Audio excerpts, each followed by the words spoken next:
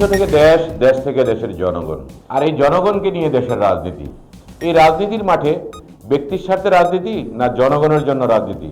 প্রিয় দর্শক, আমি AKM গোলাম সারোয়ার, আছি বেঙ্গল আই টিভির জনমত অনুষ্ঠানে। আজকের জনমত, শেখ হাসিনা ও ভারতের নতুন কৌশল। ভারতীয় গণমাধ্যম হিন্দুস্তান টাইমস জানিয়েছে, শেখ হাসিনার ভারতে থাকার জন্য তার ভিসার মেয়াদ বৃদ্ধি করা হয়েছে। তবে মোদী সরকার তাকে সরকারিভাবে রাজনৈতিক আশ্রয় দেয়নি কেন? কারণ ভারতের কোনো নির্দিষ্ট আইন নেই রাজনৈতিক আশ্রয়ের জন্য। তাহলে মোদী সরকার কি পরিকল্পনা করছে?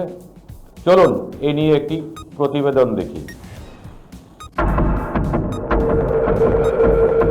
শেখ হাসিনা পালিয়েছেন। ছাত্র জনতার গণ অভ্যুত্থানের তোড়ে ভেসে যাওয়া এই স্বৈরাচার এখন বাংলাদেশ চ্যাপ্টারে অতীত। অহংকার আর দম্ভের অবসানের ঘণ্টাধ্বনিও থেমে গেছে।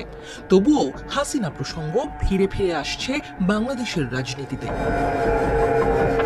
কারণ বসে নেই দিল্লি, গোপন ষড়যন্ত্র জাল বোনা হচ্ছে। একের পর এক চক্রান্ত বাংলাদেশকে আক্রান্ত করার পায়তারা। তারা কেউ চুপ করে বসে নেই। স্বজন হাসিনাকে হারানোর বেদনায় হৃদয় তাদের আকুপাকু করছিল। বিহ্বল ব্যাকুলতা মোদি অমিতের বুকের ভেতর। দিল্লির ধোঁয়াশা হয়তো মাঝে মধ্যে কমে, তবে মোদি প্রশাসনের হতাশা কমে না। তাদের এক অঘোষিত সাম্রাজ্য খোয়া গেছে, যেখানে একচ্ছত্রভাবে চলত তাদের অঘোষিত আইন। মোদিদের জন্যই হয়তো রবি ঠাকুর লিখে গেছেন এই লাইন, দিনগুলি মোর সোনার খাঁচায় রইল না রইল না, সেই যে আমার নানা রঙের দিনগুলি।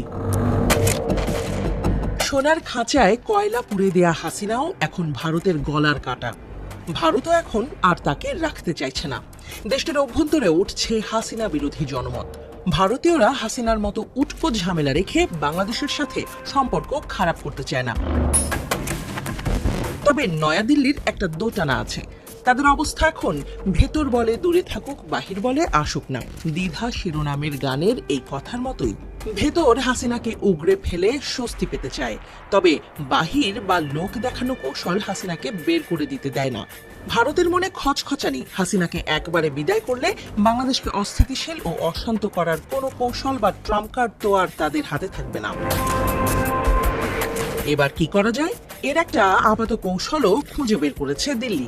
ভারতীয় গণমাধ্যম হিন্দুস্তান টাইমস জানিয়েছে, এইসব টানাপোড়েনের মাঝেই নাকি ভারতে থাকার জন্য শেখ হাসিনার ভিসার মেয়াদ বৃদ্ধি করেছে মোদী সরকার। তবে হাসিনাকে সরকারিভাবে ভারতে রাজনৈতিক আশ্রয় দেওয়া হবে না বলে জানা গেছে।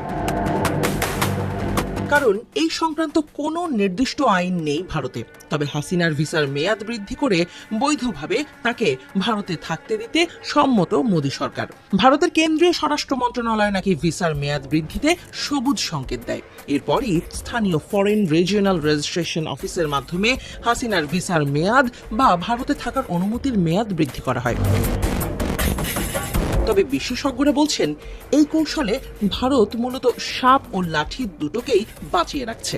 এতে হাসিনাকে যেমন অন্য কোথাও পাঠানো সহজ হবে, তেমন হাসিনার উপর জাতিসংঘের রিপোর্টের পর যে আন্তর্জাতিক চাপ তৈরি হয়েছে তাও অনেকাংশে এড়ানো যাবে। তাই দিল্লি ধরি মাছ না ছুঁই পানি মোডে থেকে পরিস্থিতি সামাল দেওয়ার চেষ্টা করছে। বিশেষজ্ঞদের মতে ভারত দুই দিকেই খেলা খেলছে। তারা একদিকে হাসিনাকে সরিয়ে দেওয়ার পথ তৈরি করছে, অন্যদিকে হাসিনাকে ধরে রেখে বাংলাদেশের রাজনীতিতে তাদের প্রভাব বজায় রাখার চেষ্টা করছে। ভারত কি সত্যিই বাংলাদেশের অভ্যন্তরীণ রাজনীতিতে হস্তক্ষেপ চালিয়ে যেতে চায়? ভারত বরাবরই চায় বাংলাদেশ এমন একটি সরকার যা তাদের স্বার্থ রক্ষা করবে। হাসিনার মাধ্যমে সেটা সম্ভব না হলেও তারা নতুন কৌশল নেবে, কিন্তু তারা চায় না বাংলাদেশের জনগণ পুরোপুরি স্বাধীন সিদ্ধান্ত নিক। প্রিয় দর্শক, আপনার মতামত আমাদের ফেসবুক ও ইউটিউবে কমেন্টে জানান। আজকের জনমত এখানেই শেষ করছি। আমি AKM গোলাম সারোয়ার, বেঙ্গল আই টিভির পক্ষ থেকে সবাইকে শুভেচ্ছা। দেখতে থাকুন জনমত, প্রতিদিন রাত 9টায়। আল্লাহ হাফেজ।